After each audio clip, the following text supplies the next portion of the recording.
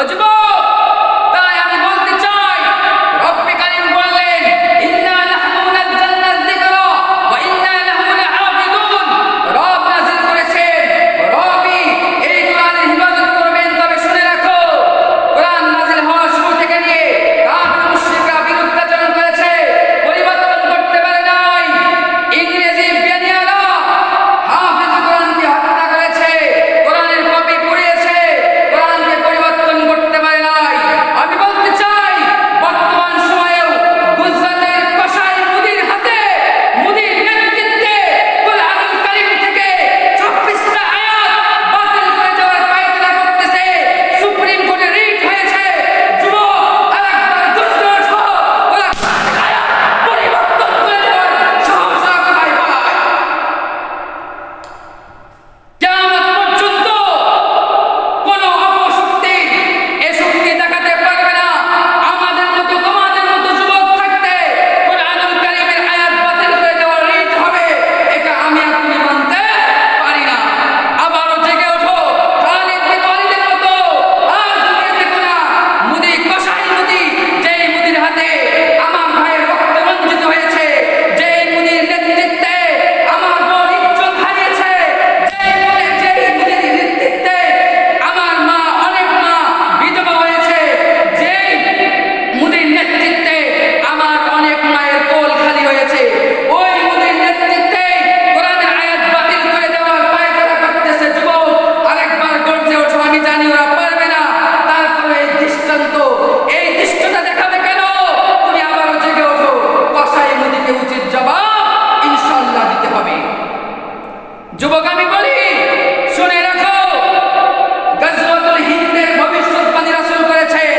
গজওয়াতুল হিন্দের ডাক যদি এসে যায়, ও যুবক, তোমাকে আমি উদাত্ত ভাষায় বলি, তোমার ঈমান ইসমিয়া এতটুকু বাড়াবা, গজওয়াতুল হিন্দের যেন প্রথম সারির প্রথম মুজাহিদের নাম তোমার হয়ে যায়। যুবক, অনেক দুঃখে কথাগুলো বলতেছি। আজকে মুসলিমদের এমন অবস্থান হয়েছে, তুমি আজকে বাংলার জমিনে ঠিকঠাক মতো ঘুমাতে পারতেছো, এজন্য মনে করতেছো তুমি ভালো আছো। যুবক, ধারাবাহিকভাবে তোমাকেও ঠিক মতো ঘুমাতে দেবে না। আজকে পার্শ্ববর্তী রাষ্ট্রে ভারতের আমার মুসলিম ভাই বোন শান্তিতে নেই। তুমি আজ শান্তিতে আছো, কালকে তুমি শান্তিতে থাকতে পারবা না। হে যুবক, শুনে রাখো, বর্তমান বিশ্বে মুসলিমদের এমন পরিস্থিতি হয়েছে, আমি বলি না, বর্তমানে তাজা খবর বলতেছি। সেদিন পত্রিকায় দেখলাম, দিল্লির গাজিয়াবাদে মন্দিরের পানি পান করার কারণে 14 বছরের কিশোরকে বেধড়কভাবে পেটানো হয়েছে। ও যুবক, শোনো, ওরা তাজা খবর বলতেছি, ভারতের কর্ণাটক প্রদেশের ওয়াকফ বোর্ড কর্তৃক মসজিদের মাইকে লাউড স্পিকার ব্যবহারে নিষেধাজ্ঞা জারি করেছে। ও যুবক, শুনে রাখো, আমি বলতেছি না। জাতিসংঘের মহাসচিব সেদিন বলেছেন, জাতিসংঘের মহাসচিব আন্তোনিও গুতেরেস বলেছে, মুসলিমদের প্রতি মহামারীর মতো বৈষম্য বাড়তেছে। ও যুবক, আর ঘুমিয়ে থেকো না। শুধু ভারত ইন্ডিয়াতে নয়, বাংলাদেশেও ওদের দোসররা ষড়যন্ত্র করতেছে। আমাদের ইসলামের বড় একটা মুখপাত্র আল্লামা মামুনুল হককে নিয়েও সুনামগঞ্জে এমন একটা তুচ্ছ ঘটনাকে কেন্দ্র করে ওরা মিছিল বের করেছে, মামুনুল হককে গ্রেফতার করতে হবে। ও যুবক, আমি বলতে চাই, তোমার আমার ধর্মের মুখপাত্র আল্লামা মামুনুল হককে গ্রেফতার করলে তোমরা ঘোষণা করে দিবা, ঘরে ঘরে আগুন জ্বলবে, দেশে অস্থিতিশীল পরিস্থিতি হবে। ইনশাআল্লাহ মামুনুল হক গ্রেফতার হলে এদেশে আগুনের দাবানল চলবে। যুবক, শুনে রাখো, এ রব কোরআনুল কারীম নাযিল করেছেন, রবই হেফাজত করবেন। তবে তোমার আমার কিতাব, তোমার আমার হৃদয়ের স্থাপনে করেছে কোরআন। এ কোরআনকে যারা পরিবর্তন বাতিল করে দেওয়ার দৃষ্টতা দেখাবে, 26টা জিহাদের আয়াত বাতিল করার দৃষ্টতা দেখাবে, তাদেরকে আমরা এই দেশে দেখতে চাই। যে মুদির হাতে আমার ভাইয়ের রক্ত রয়েছে, যে মুদির নেতৃত্বে আমার বোন ইজ্জত হারিয়েছে, যে মুদির নেতৃত্বে আমার অনেক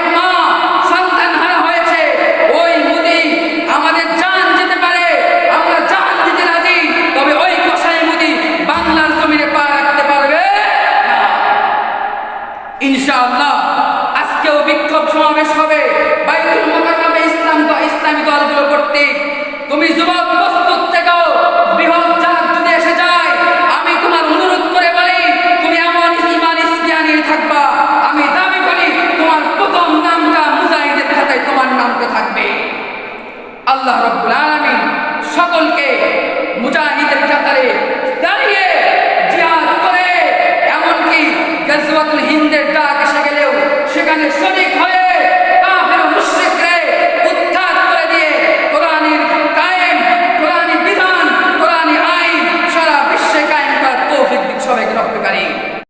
কোরআনুল কারীম সংক্রান্ত প্রথম বিষয় হলো রব্বে কারীম এটা উদাত্ত ভাষায় ঘোষণা করেছেন কোরআনুল কারীমের উপরে, কোরআনুল কারীমের প্রতি যারা বিশ্বাস আনয়ন করবে, কোরআনকে যারা মনে প্রাণে বিশ্বাস করবে, এটা ঐশী বাণী, এটা রবের দেওয়া ঐশী বাণী। রব্বে কারীম উদাত্ত ভাষায়, স্পষ্ট ভাষায় ব্যক্ত করেছেন যারা ঈমান আনয়ন করবে তারাই হবে দুনিয়াতেও সফল কাম, আখিরাতেও সফল কাম। রব্বে কারীম সূরা বাকারার 4 ও 5 নম্বর আয়াতে রব্বে কারীম উল্লেখ করেছেন ওয়াল্লাযীনা ইউমিনুনা বিমা উনজিলা ইলাইকা ওয়া মা উনজিলা মিন ক্বাবলিক ওয়া বিল আখিরাতি হুম ইউকিনুন উলাইকা আলা হুদাম মির রাব্বিহিম ওয়া উলাইকা হুমুল মুফলিহুন। সুবহানাল্লাহ। রব্বে কারীম স্পষ্ট ভাষায় বলে দিলেন, সূরা বাকারা 4 ও 5 নম্বর আয়াতে রব্বে কারীম বলে দিলেন কোরআনের প্রতি যারা ঈমান আনয়ন করবে, রব্বে কারীম বলেন তারা একমাত্র সফল কাম হবে। কোরআনের উপর বিশ্বাস স্থাপন করবে এবং এর পূর্ববর্তী যত কিতাব রব্বে কারীম ঐশী বাণী হিসেবে নাযিল করেছিলেন, এ সকল কিতাবের উপরে ঈমান আনয়ন করবে, রব বলে দিলেন তারাই হবে সফল কাম। রব্বে কারীম সাথে সাথে বললেন এ কোরআন এ জাহানের জন্য রহমত স্বরূপ, এ কোরআনুল কারীম এ পৃথিবীর জন্য, মানব জাতির জন্য রহমত। যারা গ্রহণ করবে তারাই সফল কাম হবে। রব্বে কারীম বলেন, কোথাও বলেছেন রব্বে কারীম কোরআন হুদাল লিল মুত্তাকিন, এ কোরআন মুত্তাকিদের জন্য পথ প্রদর্শক, মুত্তাকিদেরকে পথ প্রদর্শন করবে, এমন পথ প্রদর্শন করবে যে পথে চললে দুনিয়াতেও সফল কাম, আখিরাতেও জান্নাত পাওয়া যাবে। রব্বে কারীম তাহলে কোথাও বলেন হুদাল লিল মুত্তাকিন, আবার কোথাও বলেছেন রাহমাতুল লিল মুমিনিন, রাহমাতুল লিল মুমিনিন, মুমিনদের জন্য রহমত। আবার এই রব কোথাও বলেছেন শিফাউল লিল মুমিনিন, মুমিনদের জন্য রহমত হবে, আবার এই কোরআনই মুমিনদের জন্য শিফা হবে। কোরআনুল কারীমের অনেক এমন আয়াত রয়েছে, অনেকে এমন দুরারোগ্য ব্যাধিতে ভুগতেছে, এমনও দেখা গেছে দুনিয়ার সব ডাক্তার শেষ, এক পর্যায়ে গিয়ে কোরআনের সাধারণ আমল করেছে, দুরারোগ্য ব্যাধি একদম কমপ্লিট হয়ে গেছে। এজন্য ও যুবক শুনে রাখো, রব্বে কারীম কখনো বলেন হুদাল লিল মুত্তাকিন, এই কোরআন আবার কখনো রাহমাতুল লিল মুমিনিন, আবার কখনো বলে শিফাউল লিল মুমিনিন।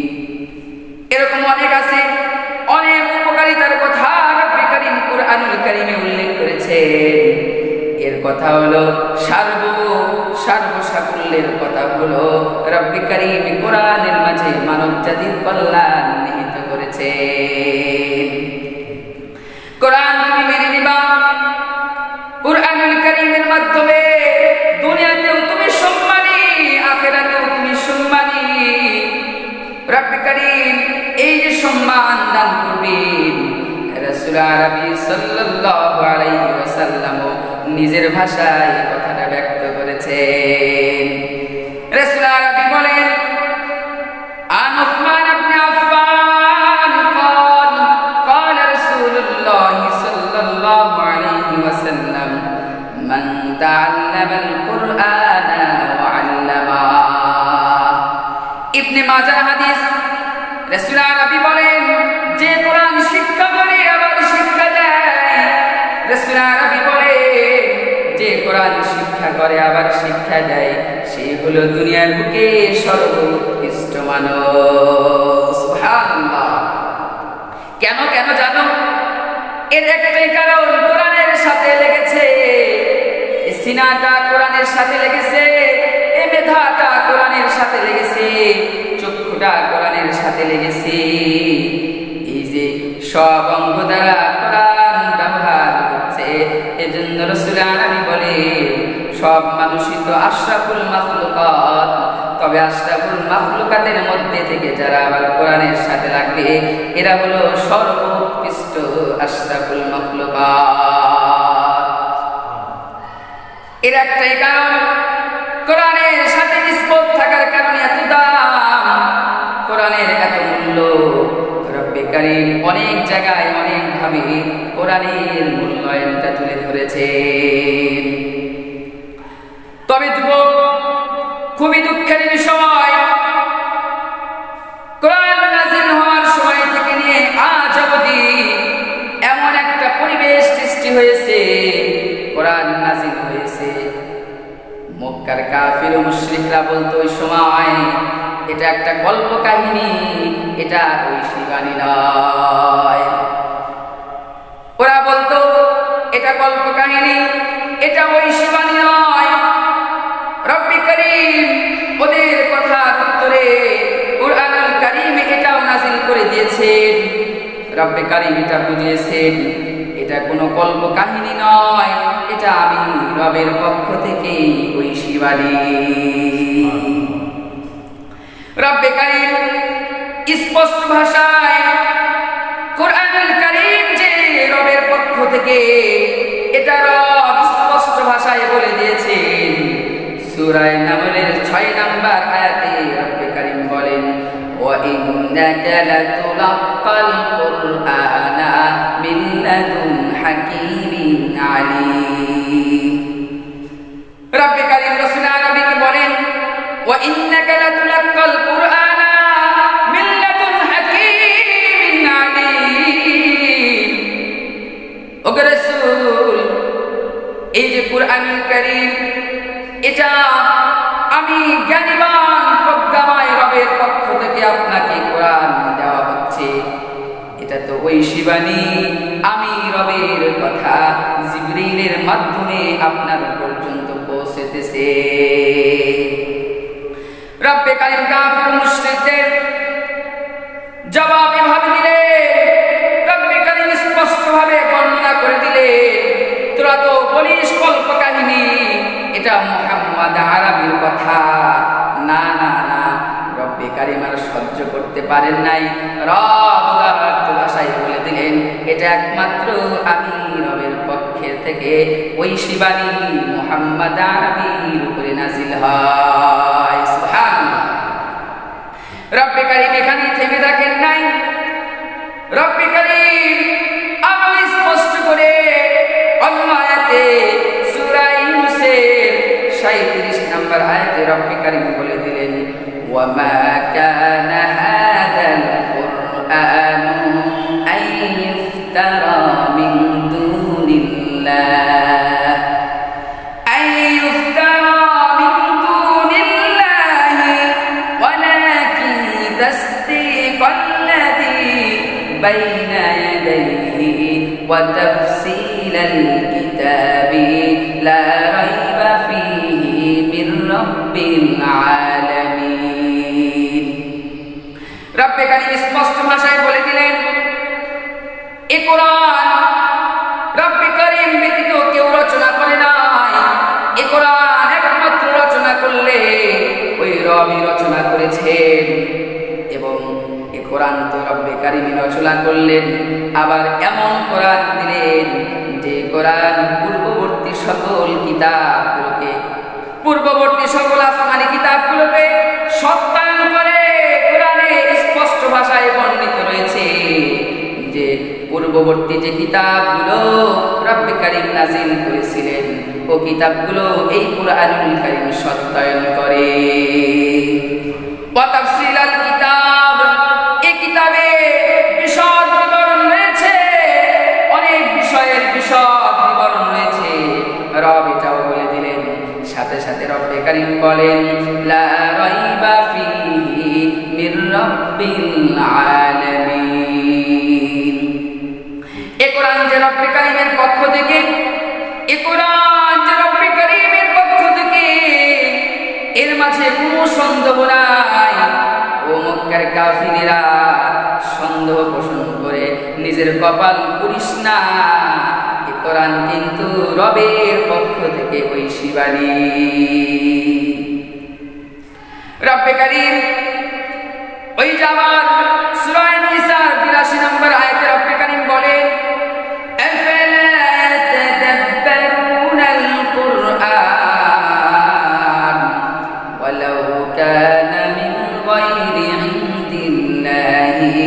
لوجدوا فيه اختلافا كثيرا।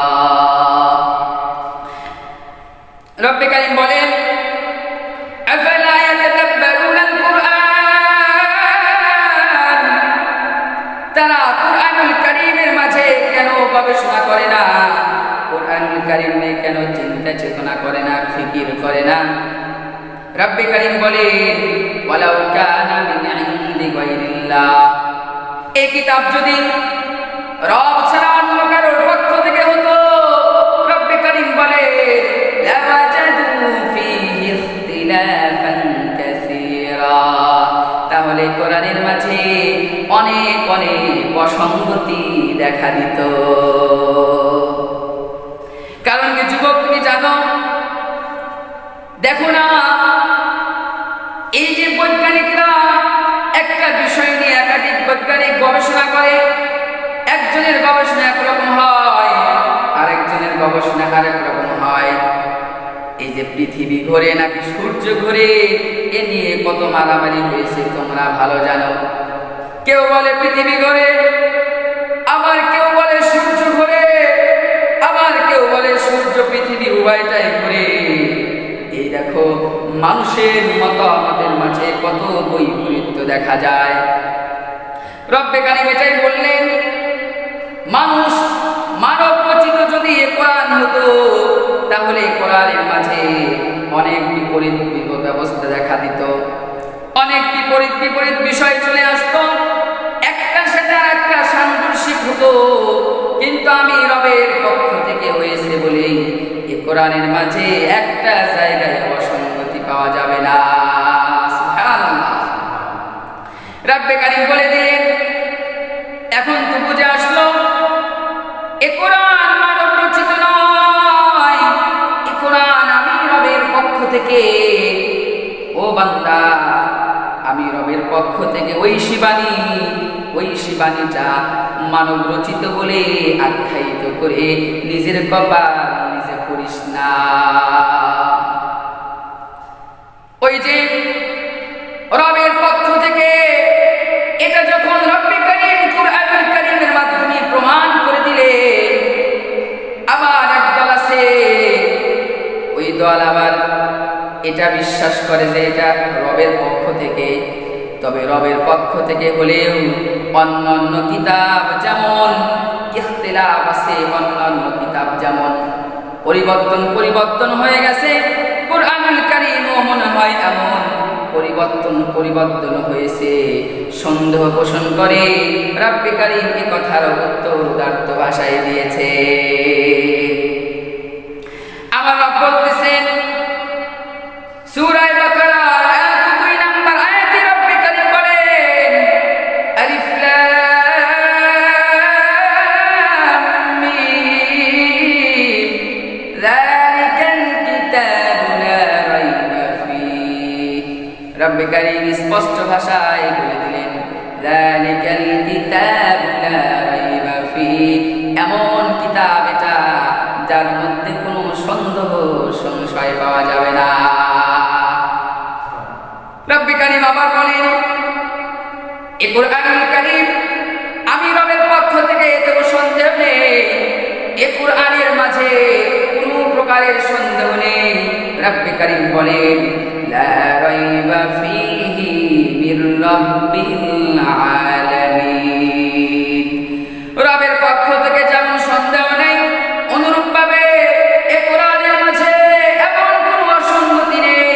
যেমন অন্যান্য কিতাব পরিবর্তন হওয়ার কারণে অন্যান্য কিতাবে অসঙ্গতি পাওয়া যায়, ও কিতাবগুলো যেমন ইনজিলকে খ্রিস্টানরা কয়েকভাবে পরিবর্তন করেছে, এজন্য ইনজিলের মাঝে বর্তমান সময়েও অনেক অসঙ্গতি পাওয়া যায়।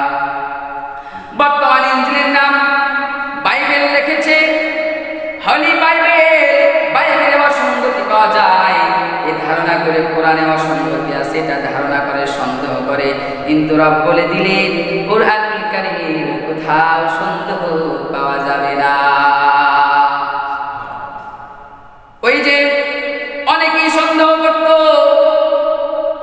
এমন এক দল এখনো আছে, কিয়ামত পর্যন্ত থাকবে, এটা রবের পক্ষ থেকে ঠিক আছে, তবে মুহাম্মদ আরবি মনে হয় কিছু কিছু কথা নিজের থেকে ঢুকিয়ে দিয়েছে। এ কথার উত্তর, এ সন্দেহ নিরসনে রব্বে কারীম করেছেন। আমার রব বলেন সূরাতুন নাজমের 3 ও 4 নম্বর আয়াতে রব্বে কারীম বলেন, ওয়া মা ইয়ানতিকু আনিল হাওয়া ইন হুয়া ইল্লা ওয়াহিয়ুন ইউহা।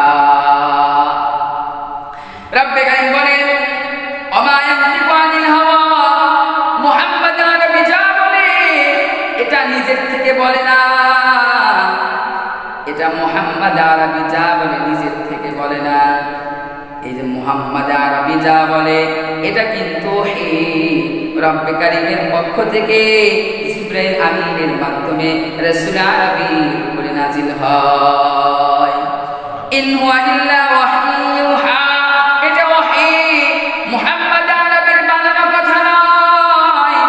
সন্দেহ পোষণ করবি না, সন্দেহ পোষণ করলে নিজের ভাগ্যটাই জাহান্নামে যাবে। এজন্য যুবক, একটাই বিষয়, রাসূল আরবি যা বলেন এটা রব্বে কারীমের পক্ষ থেকে ঐশী বাণী।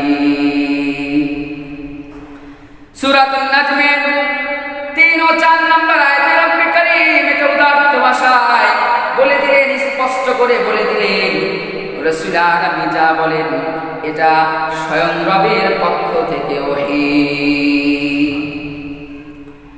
ও যুবক, আরেকটা বিষয় তুমি জেনে রাখো, কুরআনুল কারীম নাযিল হইতেছে, কাফির মুশরিকরা সন্দেহ পোষণ করত। ওরা বলতো এটা মুহাম্মাদের কাল্পনিক কথা, কল্প কথা, যা আমরাও বানাতে পারবো। এমন কোরআন, যে কোরআনে সূরাগুলো নাযিল হয়, এগুলো আমরাও বলতে পারি। এমন কথা যখন ওরা বলতে লাগলো, রব্বে কারীম আর চুপ থাকলেন না। রব্বে কারীম চ্যালেঞ্জ ছুড়ে দিলেন। অনেক বড় বড় সাহিত্যিক তোরা, রব্বে কারীম চ্যালেঞ্জ করলেন, পুরা কোরআন নয়, তোরা তো বলিস পুরা কোরআন বানাতে পারবি, আমি রব বললাম ছোট্ট একটা সূরা তোরা বানিয়ে নিয়ে আয়। যুবক, কেমন বিষয় তুমি দেখো, ওই সময়ে আরবের মাঝে আরবি ভাষায় দক্ষ বিজ্ঞ সাহিত্যিক রয়েছিল। আবু জেহেলের নাম তো ছিল আবুল হিকাম, জ্ঞানীদের বাবা ছিল, ও বড় সাহিত্যিক ছিল। আবু জেহেল, উতবা, শাইবা সহ অনেক বড় বড় সাহিত্যিক ওই জামানায় ছিল। কিন্তু ওই জামানায় এত বড় বড় সাহিত্যিক ছিল, রব্বে কারীম ওই সাহিত্যিকদের প্রতি, আরবি ভাষা যারা সাহিত্যিক তাদেরকে রব্বে কারীম চ্যালেঞ্জ করলেন, তোদের যদি ক্ষমতা হয় তাহলে ছোট্ট একটা সূরা বানিয়ে নিয়ে আয়।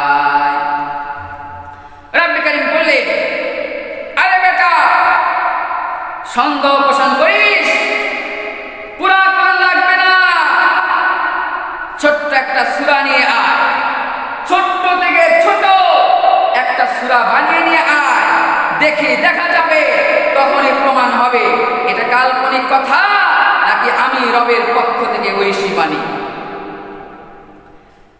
রব্বে কারীম এমন কাফির মুশরিকদের প্রতি, বড় বড় সাহিত্যিকদের প্রতি রব্বে কারীম চ্যালেঞ্জ ছুড়ে দিলেন। সূরা বাকারার 23 নম্বর আয়াতে রব্বে কারীম ব্যক্ত করেছেন, ওয়া ইন কুনতুম ফি রাইবিন মিম্মা নাযালনা আলা আবদিনা ফাতু বিসূরাতিন মিন মিথলিহি ওয়াদউ শুহাদাআকুম মিন দুনিল্লাহ ইন কুনতুম সাদিকিন। রব্বে কারীম বলেন, ওয়া ইন কুনতুম ফি রাইবিন মিম্মা নাযালনা আলা আবদিনা,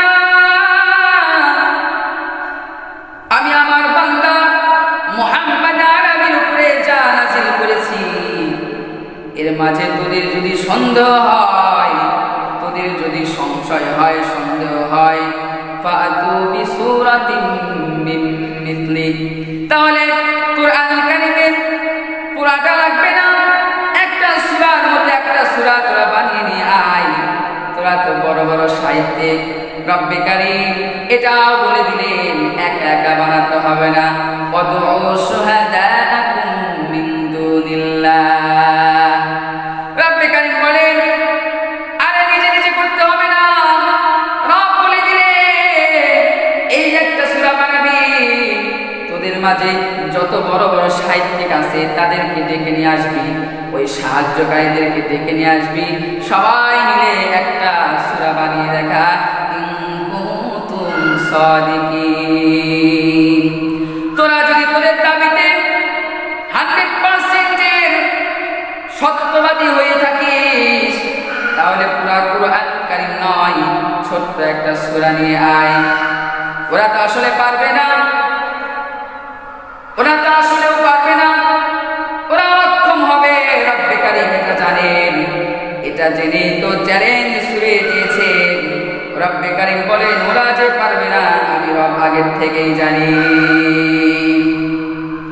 রব্বে কারীম সূরা বাকারার 24 নম্বর আয়াতে রব্বে কারীম বলে দিলেন, ফাইন লাম তাফআলু ওয়া লান তাফআলু ফাত্তাকুন নারাল্লাতী ওয়াকুদুহান নাস ওয়াল হিজারা উইদ্দাত লিল কাফিরিন।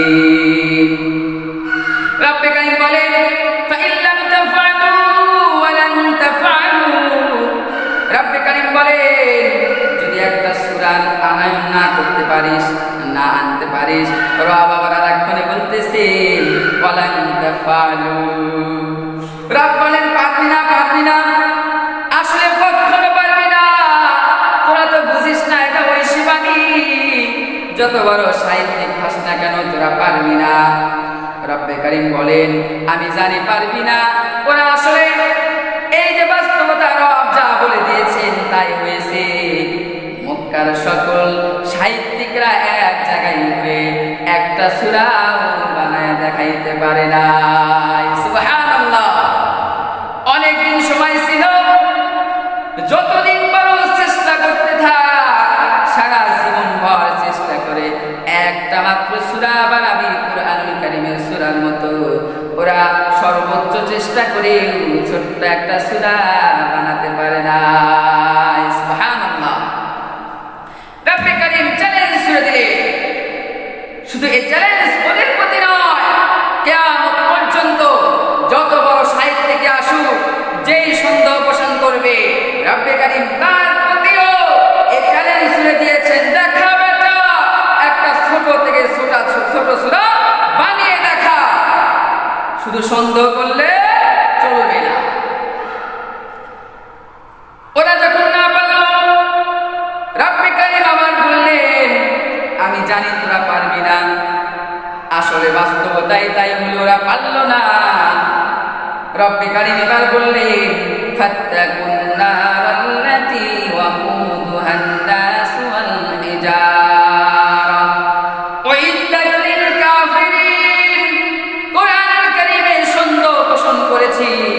আমি চ্যালেঞ্জ ছুড়েছি, চ্যালেঞ্জ তোরা সফলভাবে গ্রহণ করতে পারিস নাই, চ্যালেঞ্জে তোরা সফল হস নাই। এজন্য বলি ঈমান আনয়ন কর, ফাত্তাকুন নারাল্লাতী ওয়াকুদুহান নাস ওয়াল হিজারা। কোরআনের প্রতি বেটা ঈমান নিয়ে আয়, ওই অগ্নিকে ভয় কর, যেই যেই অগ্নিকে ভয় কর, ওই অগ্নিকে ভয় কর, যেই অগ্নির বিষয়বস্তু হবে, যেই অগ্নির বস্তু হবে হলো, যে আগুনে পোড়ানো হবে, ইন্ধনের জিনিস হবে হলো মানব জাতি আর পাথর। এ আগুনকে ভয় কর, কারণ এ আগুন তোদের মতো কাফেরদের জন্যই সৃষ্টি করা হয়েছে।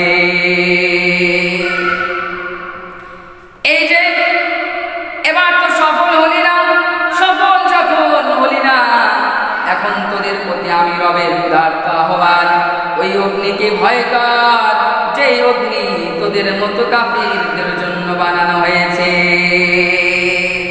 ফিরায়, আমি জানি তোরা সন্দেহ করতে পারবি, তবে খামখা সন্দেহ করতে পারবি, তবে একটা সূরা নিয়ে আসতে পারবি না, কারণ এটা আমি রবের ঐশী বাণী।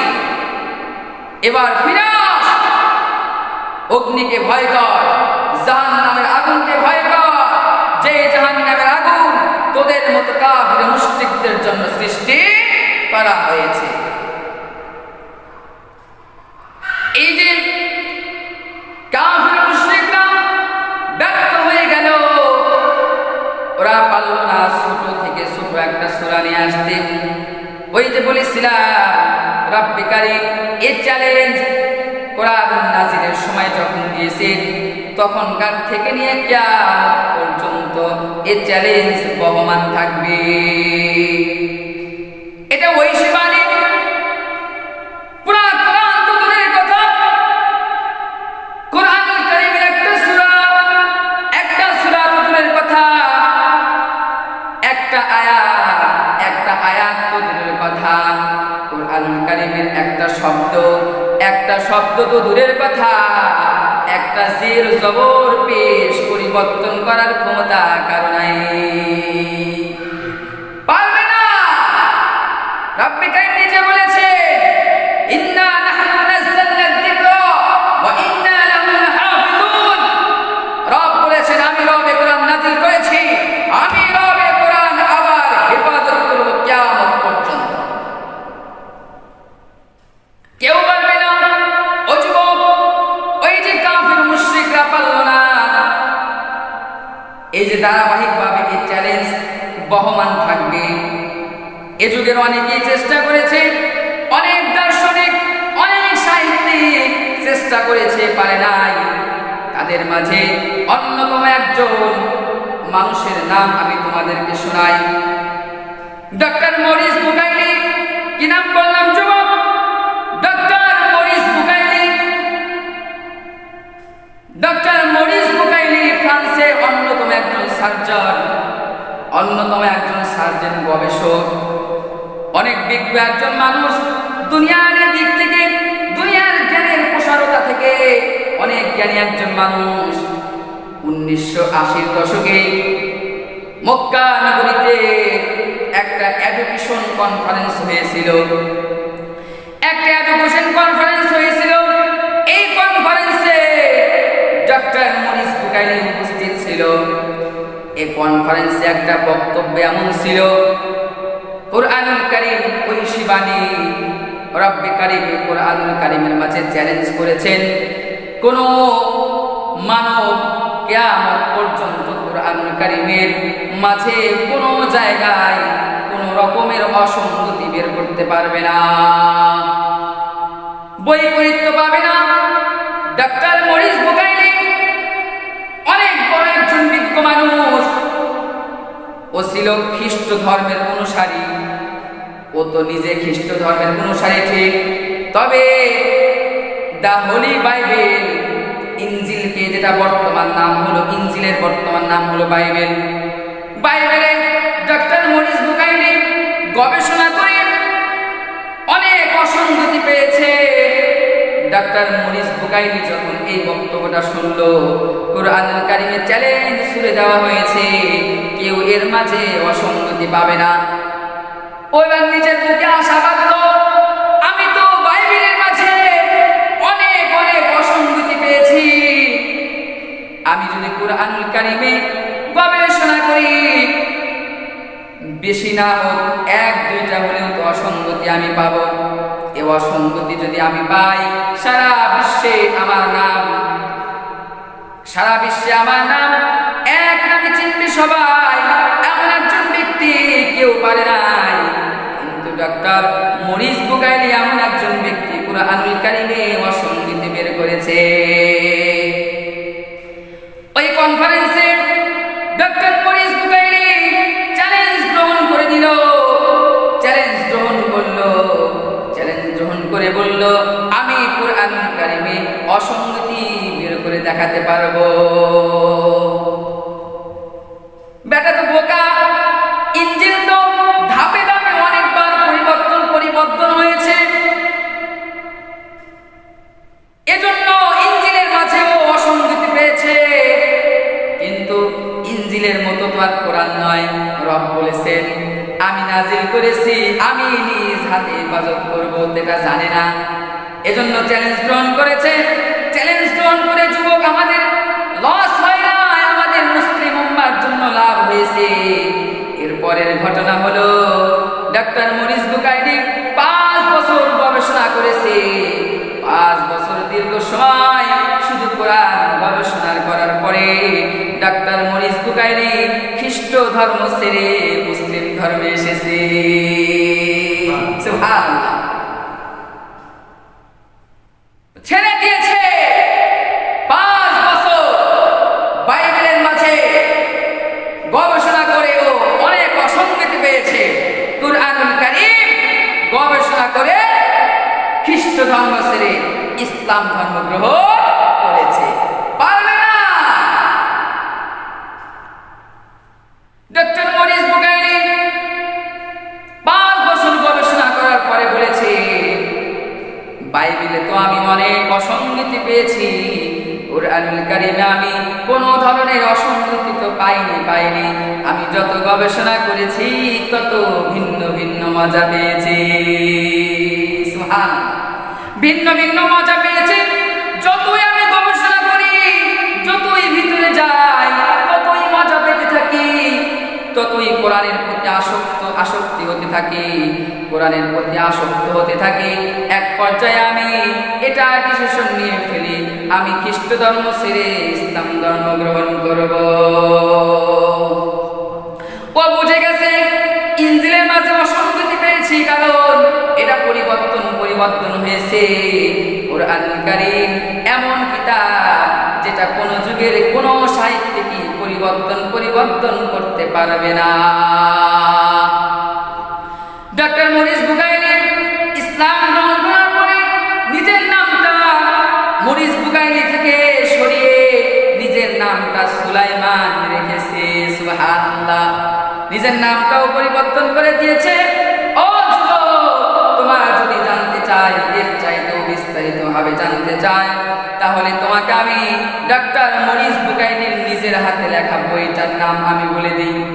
নিজে লিখেছে ইসলাম ধর্ম গ্রহণ কিভাবে করলো, নিজে বিস্তারিত লিখেছে। ওই বইকে তুমি পেয়ে যাবা, লা বাইবেল লা কোরআন এট ল সায়েন্স। লা বাইবেল লা কোরআন এট ল সায়েন্স নিজে হাতে ডক্টর মরিস বুকাইলি লিখেছে, বুঝিয়েছে।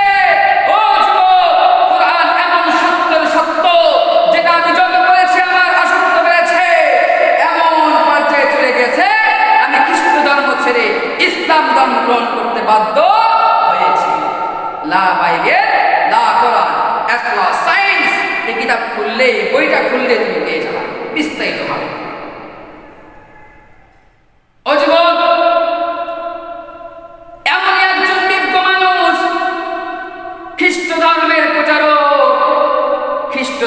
প্রচারক আরেকজন ছিলেন। আরেকজন খ্রিস্ট ধর্মের প্রচারক doctor Gary Miller, Canada doctor Gary Miller. ও এই চ্যালেঞ্জ গ্রহণ করেছিল, খ্রিস্ট ধর্মের একজন প্রচারক ছিল। বাইবেলের মাঝে অনেক অসঙ্গতি পেয়েছে, তবে প্রকাশ করে নাই, কারণ তো ধর্ম প্রচারক, কারো কাছে প্রকাশ করে নাই, অনেক অসঙ্গতি পেয়েছে। ও এক পর্যায়ে কুরআনুল কারীম, ও তো জানে ইনজিল আল্লাহর পক্ষ থেকে এসেছে, তাহলে কোরআনও আল্লাহর পক্ষ থেকে এসেছে। ইনজিলের মাঝে যদি আমি অসঙ্গতি পাই, ভুল পাই, কুরআনুল কারীমের মাঝেও আমি পাবো। চ্যালেঞ্জ গ্রহণ করেছিল। অনেকদিন গবেষণা করার পরে একটা পর্যায়ে গিয়ে ডক্টর গ্যারি মিলারও ইসলাম গ্রহণ করতে বাধ্য হয়েছে। আশ্চর্য কথা, ডক্টর গ্যারি মিলার অনেক কথাই উল্লেখ করেছে, তার মাঝে একটা কথা উল্লেখ করেছে, আমি যে ইসলাম গ্রহণ করতে বাধ্য হলাম এর অনেক কারণ আছে, এর মাঝে দুইটা প্রধান কারণ যেটা আমাকে বেশি প্রভাবিত করেছে। একটা বিষয় হলো, আমরা তো বাইবেল মানি, বাইবেল আমাদের কিতাব। এই বাইবেলে আমরা মানি, বাইবেলে যা আছে আমরা চর্চা করি। এটা নাজিল হয়েছে আমাদের ঈসা আলাইহিস সালাতু ওয়াস সালামের উপরে, আমরা যাকে নবী মানি তার উপরে নাজিল হয়েছে, যিশু খ্রিস্টের উপরে নাজিল হয়েছে। আর কোরআন নাজিল হয়েছে মুহাম্মদ আরবির উপরে। কিন্তু আমি একটা জিনিস লক্ষ্য করলাম, কুরআনুল কারীম নাজিল হলো মুহাম্মদ আরবির উপরে, মুহাম্মদ আরবির উপরে কোরআন নাজিল হয়েছে, কিন্তু পুরা কুরআনুল কারীমে মুহাম্মদ আরবির নাম আছে 5 জায়গায়, কিন্তু আমাদের যিশু খ্রিস্টের নাম রয়েছে 25 জায়গায়। ডক্টর গ্যারি মিলার বলেন, এই যে আমাকে প্রভাবে ফেলে দিল, এ কোরআন পরিবর্তন হয় নাই। যদি মুহাম্মদ আরবির পরে পরিবর্তন হতো, তাহলে তার উম্মতরা নিজের নবীর নাম বেশি বেশি করে ঢুকায়া দিত। বুঝলাম এটা ভবিষ্যবাণী, পরিবর্তন হবে না। এজন্যই তো যার উপরে নাযিল হয়েছে তার নাম 5 জায়গায়, আর আমাদের নবী যিশু খ্রিস্টের নাম রয়েছে 25 জায়গায়। ওকে প্রভাবে ফেলেছে।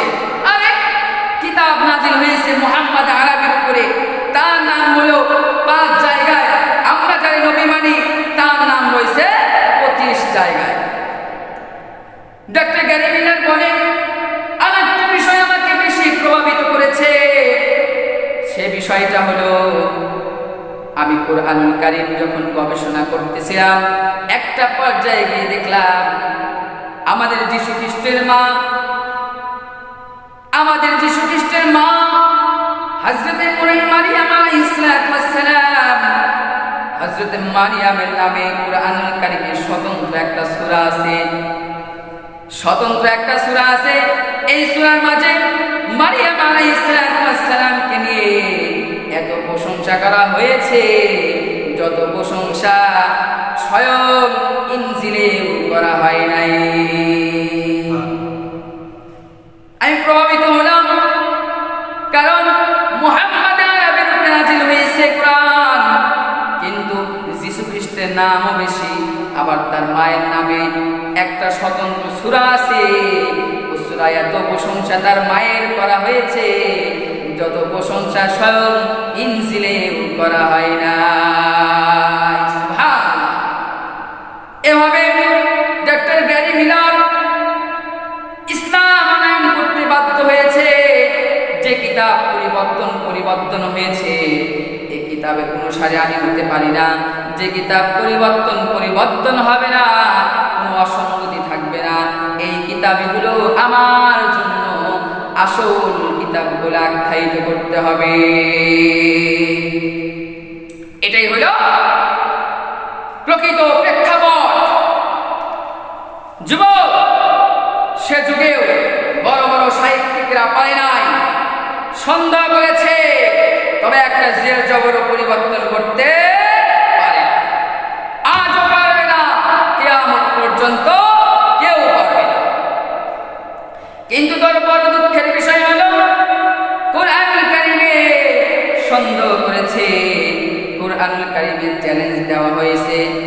চ্যালেঞ্জ গ্রহণ করে কেউ সফল হতে পারতেছে না।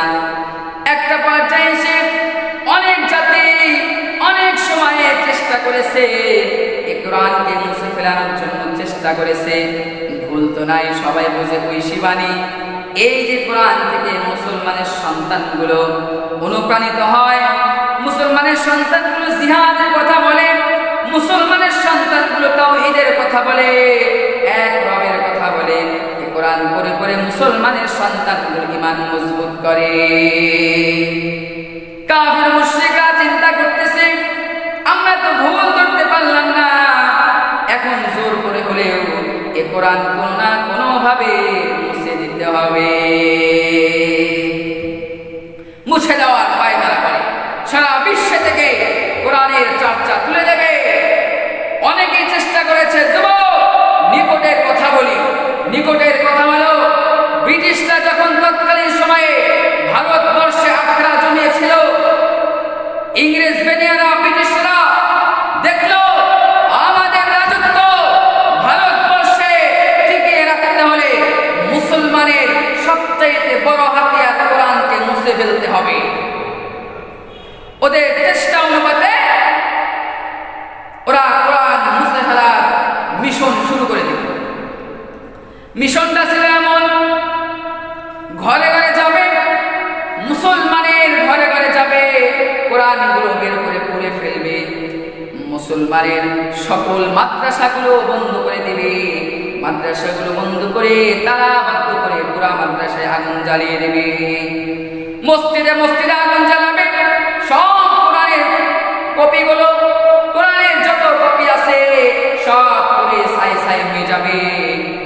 ও যুবক, ওরা তো এই মিশন শুরু করে দিল, মাদ্রাসা তালাবদ্ধ হয়ে গেল, মসজিদ তালাবদ্ধ হয়ে গেল, কোরআন পড়তে লাগলো, হাজারো কোরআনের কপি ওরা পড়েছে। ও যুবক, শুনে রাখো, যখন কোরআনের কপিগুলো পড়তেছে পড়তেছে, একবার ওদের মাথায় টনক নড়ল। একজন গিয়ে বলল, আমরা তো কাগজে লেখা কোরআনগুলো আমরা পড়তেছি, কিন্তু কোরআন যে হাজারো লাখো মুসলমানের সন্তানের বুকে আছে, সিনায় রয়েছে, ওই যে সিনায় যে কোরআন আছে, এই কোরআন কিভাবে মুছে ফেলা যাবে? ওরা এমন ভাবে কোরআনুল কারীম মুখস্থ করেছে যে কোরআন, এই যে আমরা কাগজের কোরআন যদি খুলে শুনতে থাকি, এমন সন্তান হাজারো সন্তান আছে, একটা জের জবর ভুল করে না। ওদের যখন টনক লড়ল, চেষ্টা করলো, এবার তো কোরআনের কপি পড়া শেষ, এবার যে বুকে কোরআন ধারণ করেছে ওই বুকগুলোকেও আমাদের ব্রাশ ফায়ার করে করে দিতে হবে। হাজারো ওলামায়ে কেরামের লাশ গাছের সাথে ঝুলন্ত ছিল, ব্রাশ ফায়ার করেছে, গাছের সাথে ঝুলিয়েছে। দিল্লির রাস্তায় কোনো গাছ এমন ছিল না যে গাছে আলেমের ঝুলন্ত লাশ ছিল না। ওরা চেষ্টা করেছে, কিন্তু এই যে রব বলে দিয়েছে, ইন্না নাহনু নাযালনা যিকরা ওয়া ইন্না লাহু লাহাফিযুন। ওই রব বলেছেন, আমি কোরআন নাযিল করেছি, আমি রব আবার কোরআন হেফাজত করব, কিয়ামত পর্যন্ত কারো সাধ্য নেই কোরআন পরিবর্তন করে দিবে। ও যুবক, তাই আমি বলতে চাই, রব্বে কারীম বললেন, ইন্না নাহনু নাযালনা যিকরা ওয়া ইন্না লাহু লাহাফিযুন। রব নাযিল করেছেন, রবই এই কোরআনের হেফাজত করবেন। তবে শুনে রাখো, কোরআন নাযিল হওয়ার শুরু থেকে নিয়ে কাফির মুশরিকরা বিরুদ্ধাচরণ করেছে, পরিবর্তন করতে পারে নাই। ইংরেজি বেনিয়ারা হাফেজ কোরআন দিয়ে হত্যা করেছে, কোরআনের কপি পুড়িয়েছে,